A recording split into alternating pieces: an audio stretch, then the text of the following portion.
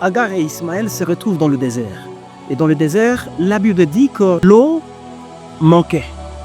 L'enfant commençait à mourir de soif. Et Agar, qui était la mère d'Ismaël, la Bible dit qu'Agar a laissé l'enfant de loin.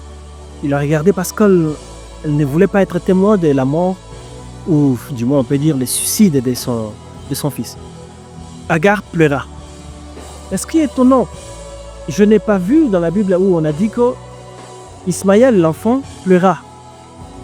Mais qu'est-ce que la Bible précise? La Bible dit que Dieu entendit les pleurs ou les cris de l'enfant. Posons-nous la question, quand est-ce que cet enfant a pleuré à Dieu pour que Dieu puisse l'entendre?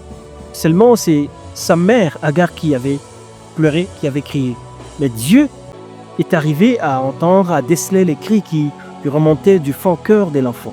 Vous savez, dans notre vie, des fois lorsque nous arrivons à un moment de douleur, on n'a pas forcément besoin de crier à Dieu pour qu'il puisse nous entendre, qu'il puisse venir à notre soutien. Dieu est celui qui peut entendre les cris qu'on lui fait monter du fond de nos cœurs, même lorsque ces cris n'est pas audible. Pendant que tu ne pries pas et que tu souffres, lorsque tes regards se tournent vers Dieu, Dieu n'a pas besoin que tu cries. Il peut sentir que tu souffres et peut venir à ton aide. Toi, tu es comme cet enfant Ismaël. Tu n'as pas de force pour crier, innocent.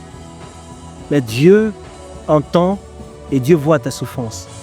Je prie que Dieu puisse t'accorder de l'eau dans le désert, là où tu te trouves. Parce que Dieu a entendu ta voix. Laisse que l'eau de la vie te soit accordée par Dieu. Au nom de Jésus.